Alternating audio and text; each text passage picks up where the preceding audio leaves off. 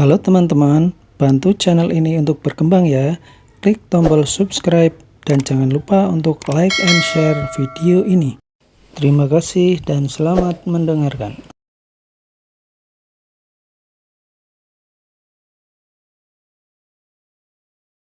Bab 103, Tuan Muda Wijaya adalah Valentino. Anggota keluarga Kusuma tercengang sambil menatap Valentino. Setelah sosok Valentino menghilang ke pintu masuk atap, mereka baru tersadar kembali. Tadi benar-benar adalah Valentino, bisik seseorang. Sepertinya iya. Mereka merasa pemuda tadi adalah Valentino. Namun, Valentino tadi terlalu berbeda dengan Valentino yang mereka kenal. Valentino yang dulu selalu memakai baju murah, rambutnya juga acak-acakan seperti dia sudah lama tidak keramas, serta dia tidak memiliki aura sama sekali. Sedangkan pakaian yang di tubuh Valentino tadi berharga ratusan juta. Rambutnya juga terawat. Dalam sekali pandang, dia terlihat seperti tuan muda kaya. Keduanya bagaikan langit dan bumi. Hal yang lebih penting adalah satu itu orang tak berguna, sedangkan satu lagi adalah tuan muda Wijaya yang legendaris. Bagaimana kedua orang ini bisa berhubungan? Untuk sesaat, semua orang benar-benar tidak bisa menerima kenyataan ini. Astaga, apakah itu benar-benar Valentino? Selama ini, aku tidak pernah sadar kalau ternyata dia tampan sekali, kata seorang perempuan dari keluarga Kusuma dengan malu-malu. Iya, tampan sekali. Dia mirip dengan pangeran berkuda putih yang ada di imajinasiku. Tatapan matanya itu membuatku berdebar. Beberapa perempuan mulai berbisikan. Satu persatu telah terpikat oleh pesona Valentino tadi.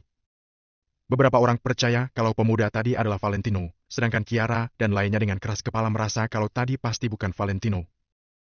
Valentino hanya seorang pecundang. Dia hanya cocok memakai barang-barang murah.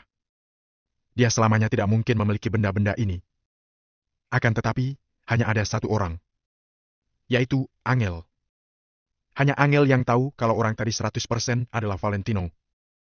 Mereka sudah tinggal bersama selama 3 tahun. Angel sangat familiar dengan sikap, raut wajah dan bahkan cara berjalan Valentino. Angel tidak akan pernah salah mengenal suaminya sendiri.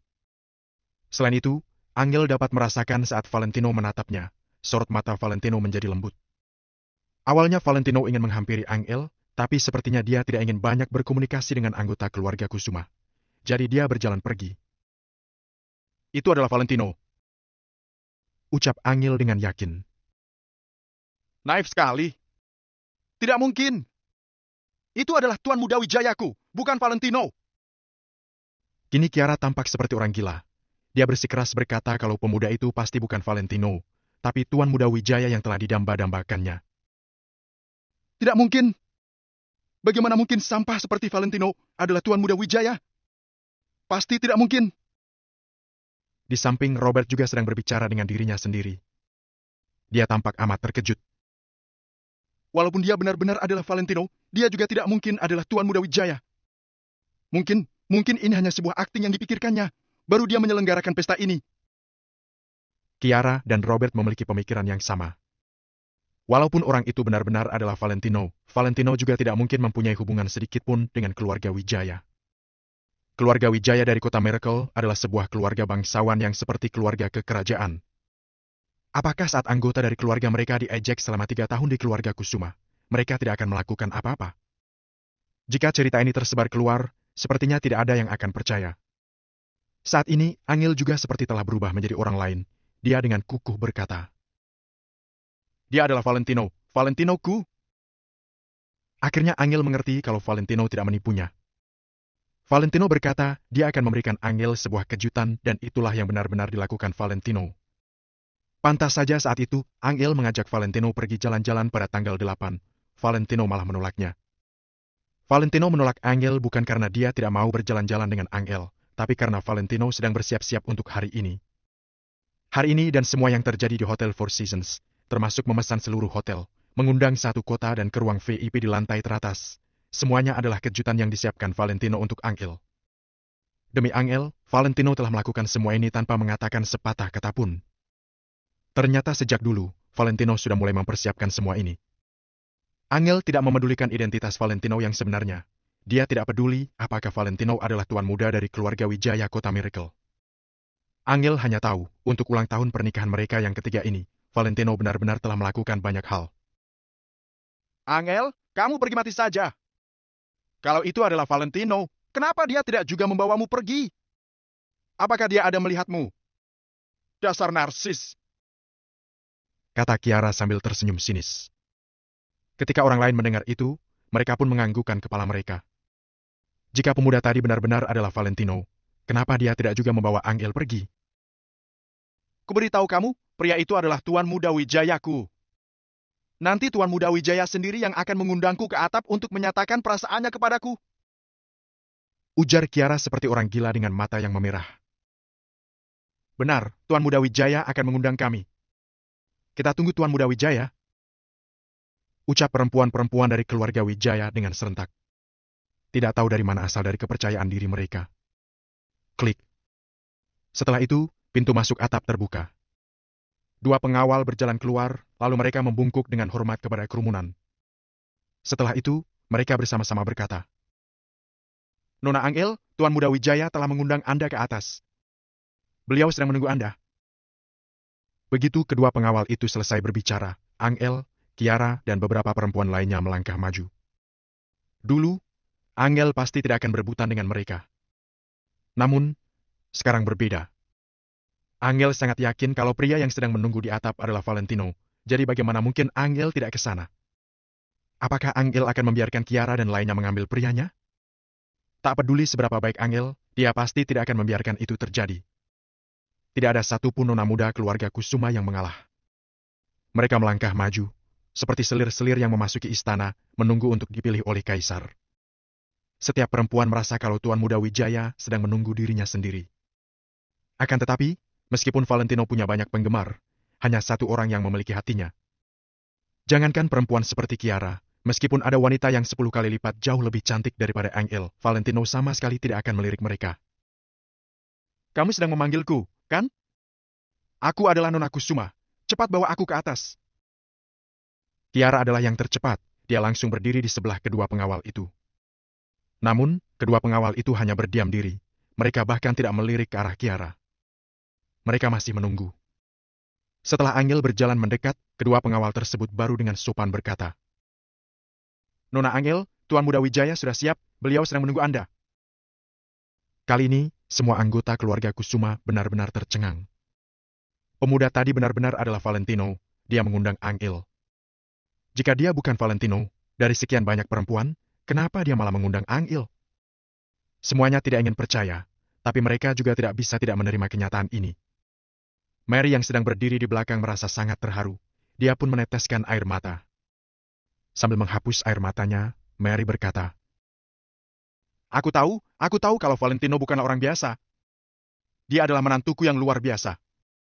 Dulu aku jelas-jelas sudah menasihatimu untuk memperlakukan Valentino lebih baik. Kalau tidak, dari awal Valentino sudah mengusirmu keluar.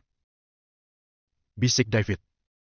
Mary pun tersentak, kemudian dia memukul David dengan keras. Apakah kalian sudah salah? Perempuan yang disukai Tuan Muda Wijaya pasti aku. Angel sudah menikah, sudah bersuami, apakah Tuan Muda Wijaya akan menyukainya? Seru Kiara. Maaf, Nona, tapi Nona Angel Kusuma memang adalah Nona yang diundang Tuan Muda Valentino. Oh, iya. Tadi kamu menanyakanku nama Tuan Muda, kan? Sekarang aku sudah boleh memberitahumu. Nama Tuan Muda adalah Valentino Wijaya. Bab 104, Hujan Bunga Mawar. Raut wajah kedua pengawal sangat serius, nada bicara mereka lebih serius lagi. Siapapun yang mendengar ucapan pengawal itu tidak akan merasa curiga karena tidak ada orang yang akan bercanda mengenai hal ini. Siapapun tidak akan berani bercanda tentang hal ini. Hal yang lebih penting adalah tadi saat Valentino berjalan dari sini ke atap, mereka semuanya telah melihatnya dengan jelas. Lalu, menggabungkan dengan perkataan pengawal ini, siapa yang akan merasa curiga lagi? Aku tidak percaya. Aku tidak mengerti. Bagaimana mungkin Tuan Muda Wijaya adalah Valentino? Tuan Muda Wijaya adalah orang yang sangat dihormati. Bagaimana mungkin dia adalah Valentino? Bagaimana mungkin dia malah menyukai Angel? Kiara seperti orang yang telah disetrum, dia terus-menerus menggelengkan kepala dan berbicara dengan dirinya sendiri. Kiara terlihat seperti orang gila. Sampai sekarang, Kiara masih memandang rendah Angel. Kiara merasa Angel selamanya bukanlah saingannya. Oh, iya. Tuan Muda Wijaya mempunyai pesan untukmu. Ujar pengawal berbaju hitam itu dengan datar. Kiara langsung terdiam. Harapan sekali lagi menyelimuti hatinya. Dia segera bertanya. Apa? Pesan apa? Tuan Muda Wijaya mengatakan meskipun dia selamanya lajang, beliau juga tidak akan menginginkan wanita lain. Setelah pengawal itu selesai berbicara, dia langsung menuntun Angil ke atap. Kata-kata tadi penuh dengan racun. Akan tetapi, dibandingkan dengan segala hal yang pernah dilakukan Kiara, ucapan tadi bukanlah apa-apa. Kiara tercengang. Kata-kata tadi kedengaran familiar.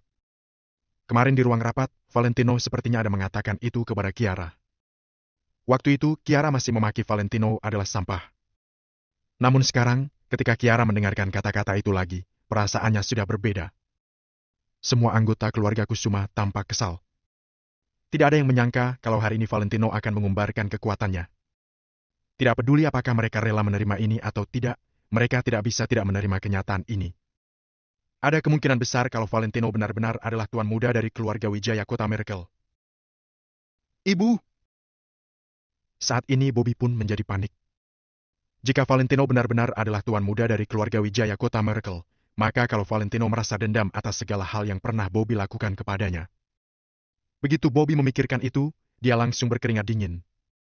Jika keluarga Wijaya dari Kota Miracle ingin menghabisi Bobby, itu adalah hal yang sangat mudah. Saat itu tiba, siapapun tidak akan bisa melindungi Bobby. Nyonya Besar Kusuma diam untuk beberapa saat, lalu baru berkata, "Tunggu." Nyonya Besar Kusuma akan menunggu Angel turun dari atap, baru memahami apa yang sebenarnya telah terjadi. Kalau Valentino benar-benar adalah tuan muda dari keluarga Wijaya Kota Miracle, maka mulai sekarang, sikap mereka kepada Valentino akan berubah. Sebenarnya, Nyonya Besar Kusuma lebih rela percaya kalau hal ini hanya sebuah kebetulan. Karena Valentino tanpa sengaja memesan satu hotel Four Seasons, jadi semua orang salah paham mengira itu adalah perbuatan tuan muda dari keluarga Wijaya Kota Miracle.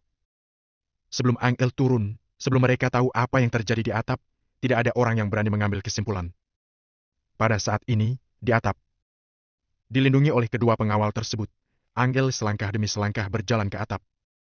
Di atap yang agak redup, ratusan pengawal berbaju hitam berdiri bersebelahan, membentuk satu lingkaran di atap.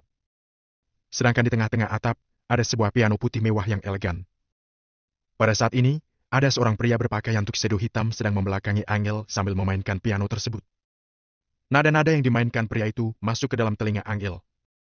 Nada-nada tersebut seolah-olah telah berubah menjadi perasaan pria yang mendalam lalu masuk ke dalam hati Angel.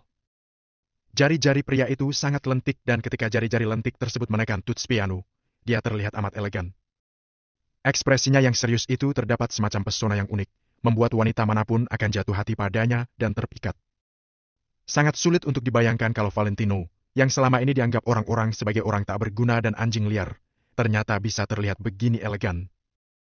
Setiap ketukan tuts piano seolah-olah berubah menjadi kalimat penuh cinta yang masuk ke dalam telinga Angel.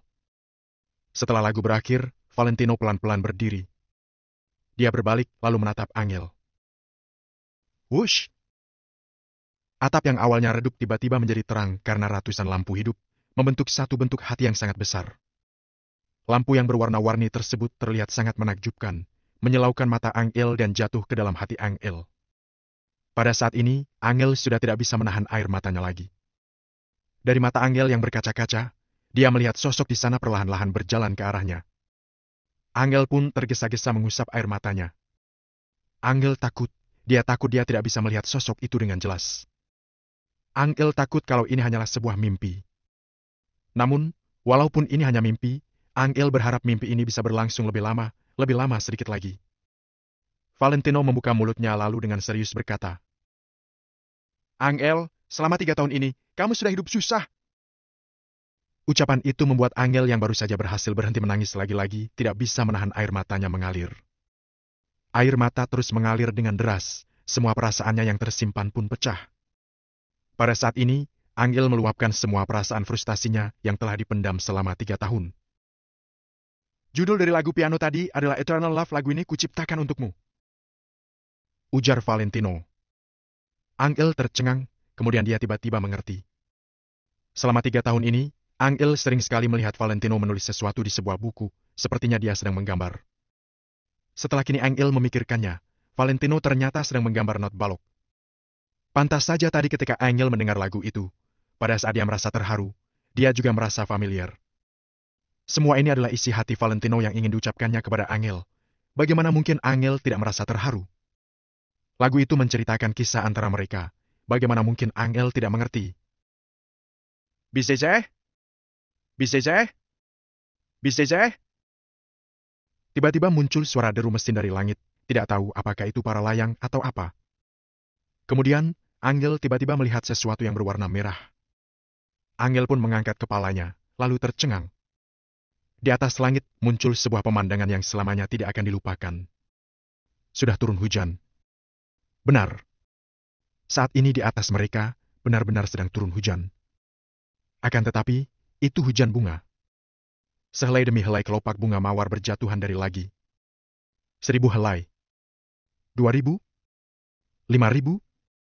Tidak, puluhan ribu helai kelopak bunga mawar berjatuhan, jumlahnya tidak terbatas. Udara penuh dengan aroma bunga mawar yang membuat orang merasa dia sedang berada di lautan bunga, membuat orang merasa tenang dan bahagia. Helaian kelopak bunga mawar melayang di antara kedua insan.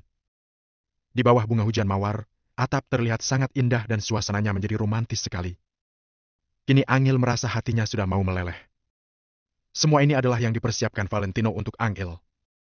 Ada berapa banyak pria yang rela melakukan segalanya untuk wanitanya?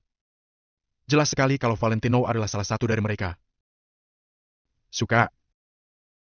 Tanya Valentino. Suka? Jawab Angel dengan tulus. Pada saat yang sama, muncul suara musik yang sangat romantis, lalu juga terdengar suara lembut yang merdu. Dengan kelopak-kelopak mawar yang melayang di sekitar mereka, Angel berusaha untuk melebarkan matanya yang cantik. Dia ingin melihat Valentino dengan saksama.